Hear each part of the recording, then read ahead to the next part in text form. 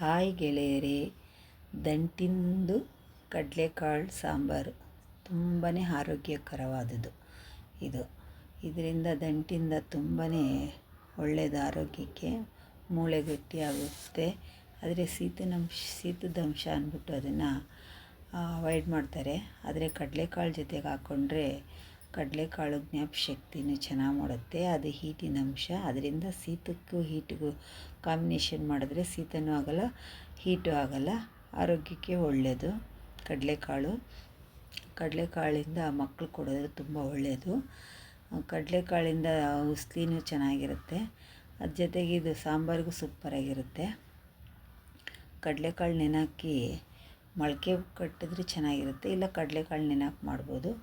ಮಸಾಲೆಗೆ ಈರುಳ್ಳಿ, ಟೊಮೊಟೊ, ಶುಂಠಿ, ಬೆಳ್ಳುಳ್ಳಿ, ಹಸಿಮೆಣಸಿನಕಾಯಿ, ಕೊತ್ತಂಬರಿ, ತೆಂಗಿನಕಾಯಿ ಹಾಕಿ ಮಸಾಲೆ ಹಾಕ್ಕೊಂಡು ರುಬ್ಬೋದು. ಇದು ಆಲೂಗೆಡ್ಡೆ ಜೊತೆಗೆ ಗೆಡ್ಡೆಕೋಸು ಸ್ವಲ್ಪ ಹಾಕಿದ್ದೀವಿ, ಸಾಂಬಾರು ಟೇಸ್ಟ್ ಬರುತ್ತೆ ಅಂತ.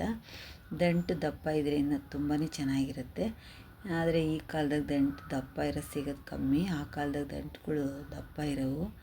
ಮಸಾಲೆಗೆ ಸ್ವಲ್ಪ ಚಕ್ಕೆ, ಲವಂಗ, ಒಂದು ಏಲಕ್ಕಿ ಕಾಯಿ, ಒಂದು 4-5 ಮೆಣಸು ತೊಗೊತೀನಿ, ಮೆಣಸು ಕಾಳು.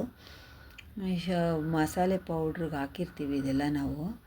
ಆದರೆ ಅದು ತುಂಬ ಹಳೆದಾಗಿದ್ದಾಗ ಟೇಸ್ಟಿನ ಚೆನ್ನಾಗಿರಲಿ ಅಂದ್ಬಿಟ್ಟು ಸ್ವಲ್ಪನೇ ಎಕ್ಸ್ಟ್ರಾ ಹಾಕೊಬೋದು.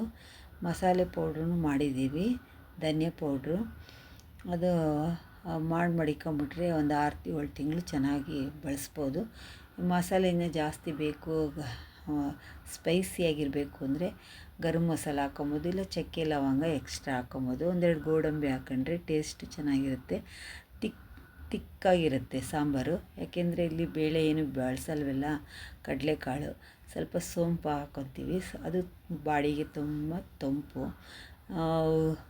ಇದರಿಂದ ಸೋಂಪು ಹಾಕೋದ್ರಿಂದ ಬಾಡಿ ಚೆನ್ನಾಗಿರುತ್ತೆ ತಂಪಾಗಿ. ಗೋಡಂಬಿ ಹೀಟಿನ ಅಂಶ ಸ್ವಲ್ಪ, ಅದಕ್ಕೋಸ್ಕರ ಆದಷ್ಟು ಗೋಡಂಬಿನ ಕಮ್ಮಿನೇ ಹಾಕ್ತೀವಿ. ದಂಟು ಹಾಕೋದ್ರಿಂದ ಅದು ಗೋಡಂಬಿ ಜಾಸ್ತಿ ಹಾಕಿದ್ದೀನಿ. ಈಗೆಲ್ಲ ಮಸಾಲೆ ಹಾಕ್ಕೊಂಡು ರುಬ್ಬೋದು. ನುಣ್ಣಗೆ ರುಬ್ಬೋದ್ರಿಂದ ಚೆನ್ನಾಗಿರುತ್ತೆ. ನುಣ್ಣಗೆ ರುಬ್ಬೋದ್ರೆ ಎಲ್ಲನೂ ಹುರ್ಕೊಬೋದು. ಹುರ್ಕೊಂಡ್ಲ ಅಂದರೆ ಆಮೇಲೆ ಮಸಾಲೆನೂ ಚೆನ್ನಾಗಿ ಕುದಿಸ್ಬೋದು. ಈಗ ಹಸಿ ಹೋಳಿಗೆ ಮಾಡ್ತಾಯಿದ್ದೀವಿ, ಹೀಗೂ ಮಾಡ್ಬೋದು. ಹುರ್ಕೊಂಡ್ರೂ ಟೇಸ್ಟ್ ಚೆನ್ನಾಗಿರುತ್ತೆ. ಒಂದೊಂದು ಸಲ ಹುರ್ಕೊತೀವಿ, ಒಂದೊಂದು ಸಲ ಹಂಗೆ ಮಾಡಿಬಿಡ್ತೀವಿ. ಏಕೆಂದರೆ ಮಸಾಲೆ ರುಬ್ಬಿದ ಮೇಲೆ ಒಂದು ಸ್ವಲ್ಪ ಖಾರ ಮಳ್ಳಿಸ್ಬಿಟ್ರೆ ಅದು ಚೆನ್ನಾಗಿರುತ್ತೆ. ಅದರಿಂದ ನಾವು ಜಲ್ದಿ ಮಾಡಬೇಕು ಅಂದರೆ ಒಂದು ಸ್ವಲ್ಪ ಹುರ್ಕೊಳ್ಳೋದು ಲೇಟ್ ಆಗುತ್ತೆ ಅಂದ್ಬಿಟ್ಟು ಹಾಗೆ ಹಸಿದು ಹಾಕ್ಕೊಂಡು ಮಾಡ್ಬೋದು. ಅದು ಟೇಸ್ಟ್ ಚೆನ್ನಾಗಿರುತ್ತೆ. ಆದರೆ ಖಾರ ಮಳ್ಳಿಸ್ಬೇಕು. ಖಾರ ಮಳ್ಳಿಸೋದ್ರಿಂದ ಚೆನ್ನಾಗಿರುತ್ತೆ ಟೇಸ್ಟು. ತೆಂಗಿನಕಾಯಿ ಒಂದು ಹಿಡಿ ಹಾಕಿದ್ದೀವಿ. ಏನೊಂದು 4 ಜನಕ್ಕೆ ಅಡುಗೆ ಮಾಡೋದು, 4-5 ಜನಕ್ಕೆ ಆಗುತ್ತೆ. ಕಡಲೆಕಾಳು ಜೊತೆಗೆ ಬಟಾಣಿನೂ ಹಾಕೊಬೋದು, ಆದರೆ ವಾಯೋದು ಶೀತ ಅಂಶ ಆಗುತ್ತೆ ಅಂತ ಹಾಕಿಲ್ಲ. ಸಾಂಬಾರು ಪೌಡ್ರು ನಾವು ಮಾಡ್ಕೊಂಡಿರ್ತೀವಲ್ಲ, 2 ಸ್ಪೂನ್ ಹಾಕಿದ್ದೀನಿ.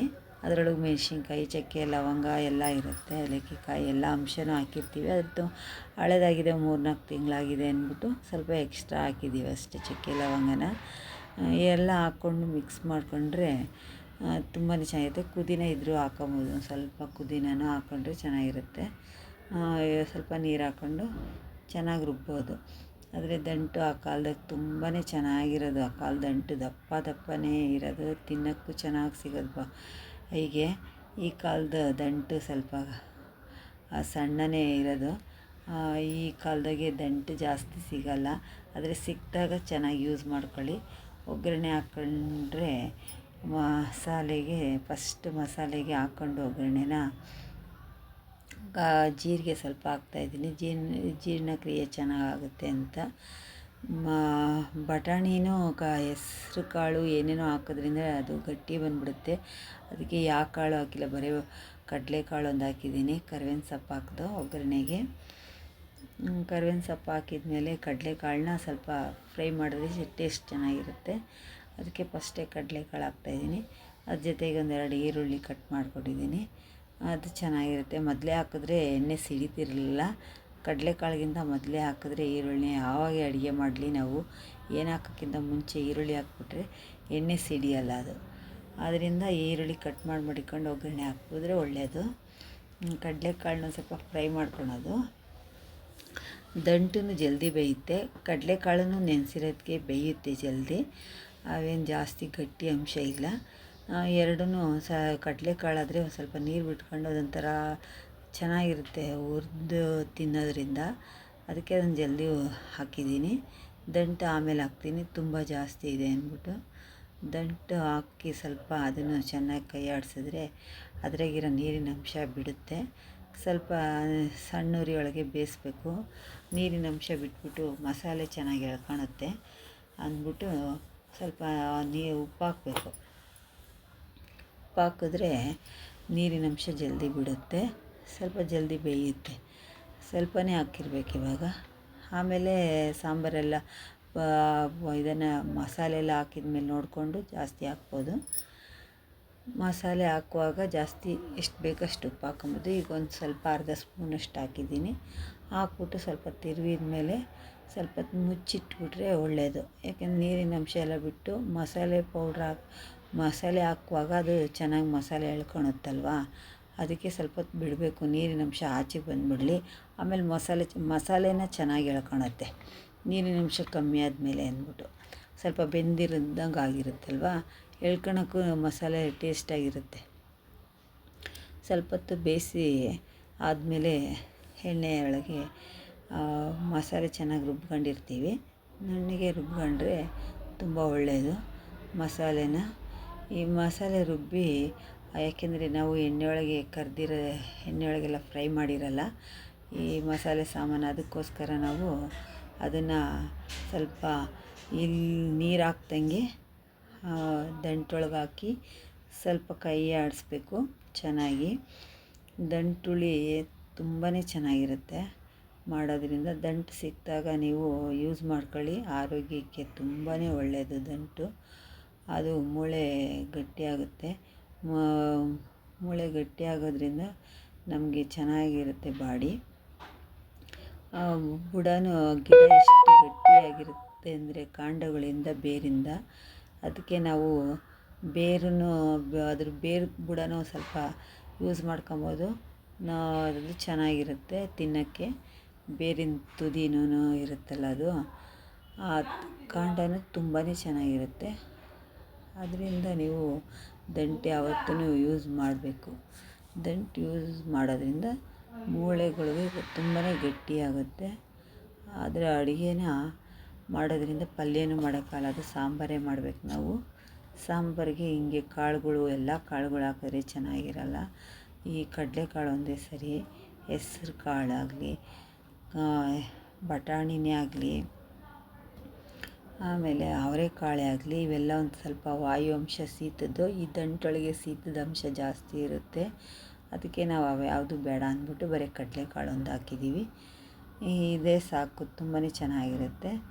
ಮಸಾಲೆ ಇಟ್ಬಿಟ್ಟು ಮಾಡೋದ್ರಿಂದ ಚಪಾತಿ ತಿನ್ಬೋದು, ಮುದ್ದೆ ತಿನ್ಬೋದು ಮಸಾಲೆ ಒಳಗೆ. ಇನ್ನು ಬೇಕಾದ್ರೆ ತುಂಡು ಸಣ್ಣದಾಗಿ ಕಟ್ಟು ಮಾಡ್ಕೊಬೋದು, ನಾರು ತಕ್ಕೊಂಬಿಟ್ಟು ಚಪಾತಿಗೆ ಚೆನ್ನಾಗಿರುತ್ತೆ. ಆಲೂಗೆಡ್ಡೆ ಹಾಕಿರ್ತೀವಿ, ಒಂದು ಗೆಡ್ಡೆಕೋಸಿತ್ತು ಅಂತ ಹಾಕಿದ್ದೀವಿ. ಗೆಡ್ಡೆಕೋಸಿಲ್ಲ ಅಂದ್ರೂ ಪರವಾಗಿಲ್ಲ, ಅದು ಬೇರೆ ಟೇಸ್ಟ್ ಕೊಡುತ್ತೆ. ಇದು ಕಾಂಬಿನೇಷನ್ಗೆ ಆಲೂಗೆಡ್ಡೆ ಒಂದೇ ಸಾಕಾಗುತ್ತೆ. ಇದರಿಂದ ತುಂಬಾ ಚೆನ್ನಾಗಿರುತ್ತೆ. ಆರೋಗ್ಯಕ್ಕೆ ದಂಟು ತಿಂತಾ ಇರಬೇಕು. ದಂಟಿನ ಸೊಪ್ಪು ಅದು ತುಂಬಾ ಒಳ್ಳೆಯದು. ಈ ದಂಟಂತೂ ಇದ್ದಿದ್ದು ಒಳ್ಳೆಯದು, ಸೊಪ್ಪಿಗಿಂತ ದಂಟೇ ತುಂಬ ಒಳ್ಳೆಯದು. ಆ ಕಾಲದಾಗ ಹಳ್ಳಿ ಒಳಗೆ ಬರೀ ದಂಟು ಸೊಪ್ಪು ಕಾಳುಗಳೇ ತಿನ್ಕೊಂಡು ಎಷ್ಟು ಗಟ್ಟಿ ಇರೋದು, ಯಾವುದು ಬೇರೆ ಸಿಗ್ತಾನೆ ಇರ್ತಿಲ್ಲ ಅವ್ರಿಗೆ, ಡ್ರೈ ಫ್ರೂಟ್ಸ್ ಎಲ್ಲ. ಇದರಿಂದ ಆರೋಗ್ಯನೂ ಚೆನ್ನಾಗಿರೋದು. ಒಂದು ಸ್ವಲ್ಪ ಉಪ್ಪು ಮೊದಲೇ ಹಾಕಿರ್ತೀವಿ ಕಾಳು ಫ್ರೈ ಮಾಡಬೇಕಾದ್ರೆ. ಇವಾಗ ಎಷ್ಟು ಬೇಕಷ್ಟು ನೋಡಿಕೊಂಡು ಸ್ವಲ್ಪ ನೀರು ಹಾಕಿದ ಮೇಲೆ ಉಪ್ಪು ಹಾಕ್ಬಿಟ್ಟು ಒಂದು ಕೂಗಾದರೆ ಸಾಕು, ಜಲ್ದಿ ಬೆಂದುಬಿಡುತ್ತೆ. ಇದೇನು ಮುದ್ದೆನೂ ತುಂಬ ಈಸಿ ಒಳಗೆ ಮಾಡ್ಕೊಬೋದು. ನೀರು ಮಳ್ತಾ ಇದ್ದಾಗ ಹಸಿಟ್ಟು ಇದ್ಬಿಟ್ಟು ದೊಡ್ಡ ಪಾತ್ರೆನೇ ಇಟ್ಕೊಂಡ್ರೆ ಸರಿ, ತಿರುವಕ್ಕೆಲ್ಲ ಈಸಿ ಆಗುತ್ತೆ. ಒಲೆ ಮೇಲೆ ತಿರುವಿದ್ರೆ ಮುದ್ದೆ ಚೆನ್ನಾಗಿರುತ್ತೆ ಅಂದ್ಬಿಟ್ಟು ದೊಡ್ಡ ಪಾತ್ರೆ ಒಳಗೆ ಮೇಲೆ ಒಂದು ಇಕ್ಳ ಹಿಡ್ಕೊಂಡು ಚೆನ್ನಾಗಿ ತಿರುಗ್ಬೋದು. ನೀರು ಕುದಿ ಬಂದ ತಕ್ಷಣ ಹಸಿಟ್ಟು ಹಾಕ್ಬಿಟ್ಟು ಉರಿನೇ ಜೋರಾಗಿ ಎತ್ಬಿಟ್ಟು ಚೆನ್ನಾಗಿ ತಿರುಗಿದ್ರೆ ಚೆನ್ನಾಗಿ ಬೇಯುತ್ತೆ, ಗಂಟು ಆಗೋಲ್ಲ, ಚೆನ್ನಾಗಿ ತಿರುಗಬೇಕು ಒಟ್ಟಿನಾಗೆ. ಮುದ್ದೆ ಇನ್ನೂ ಈಸಿಯಾಗಿ ಮಾಡ್ಕೊಬೋದು. ಮುದ್ದೆ ತಿನ್ನೋದ್ರಿಂದ ಹೊಟ್ಟೆಗೆ ಬಲ ಇರುತ್ತೆ.